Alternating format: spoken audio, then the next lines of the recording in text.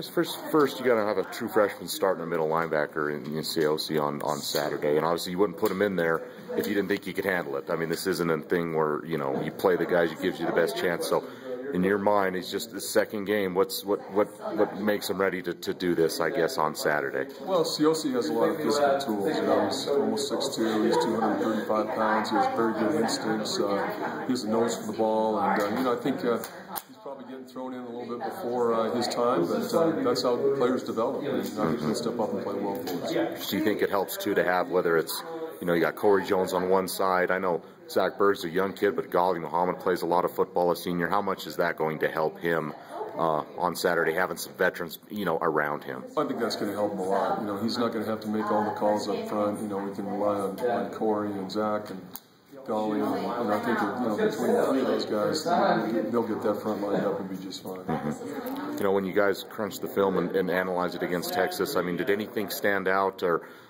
maybe caught your eye that maybe surprised you, good or bad, against Texas overall? Overall, I think if you look at the plus side, I thought we played extremely hard throughout the whole game. I think our effort was good, from the first play to the last play.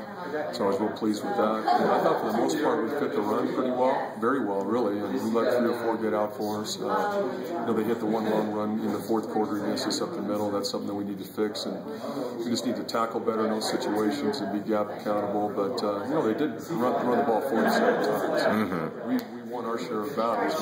When we lose one, we can't let it get away for 50 yards. So they got over 100 yards on 3 plays, and one was a trick play, the Statue of Liberty, and the other was that long run up the middle. And then we had a trick play defended, and the guy scrambled around the far side of the field and got 18 yards. So that's 100 yards right there. If we can clean that up, then we would have been pretty happy with our football, right? Sure. Talk about, and I know, Meraldo wasn't a guy that you recruited, he was here when you got here, but last year, he was injured, he left the program for a little while, and then he came back, and now he's in your starting lineup, was able to get a turnover for you there. And I know you probably don't know a lot of his past, but since you've been here and been around him, what have you seen from him? And it seems like he's finally able to show maybe what he can do in this program. Yeah, he's, I think, really developed. He was, going into the first game, you don't really know what you have, and I thought he really stepped up and played very, very well. He made a couple of mistakes, but overall, I thought he played an excellent game on Saturday. Gotcha. It's just the beginning for him. So we just need to keep moving to that upper right-hand corner and improving every week, and I think he'll be one of the cornerstones of our defensive front. Right. Here's maybe you can enlighten me. I know Ghali and Zach didn't have a whole lot of production numbers in the game at that linebacker spot. Was that mostly what Texas was doing, or things you guys were doing to maybe help in run coverage, or can you kind of talk about that, or stats not indicate maybe how well they did or what you wanted them to do out there? Well, I think they're both solid guys, and they're both still young in the program and young in the scheme. So because as time goes on, we'll see more and more from those guys. Gotcha. And just one last thing, 2 quarterbacks for Toledo.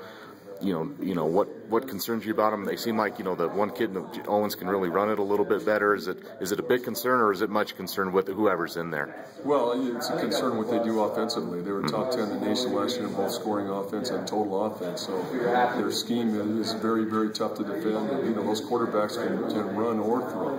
And so you got to be prepared to contain them if they take off with the football. And they're definitely both good enough throwers to get you in the passing game.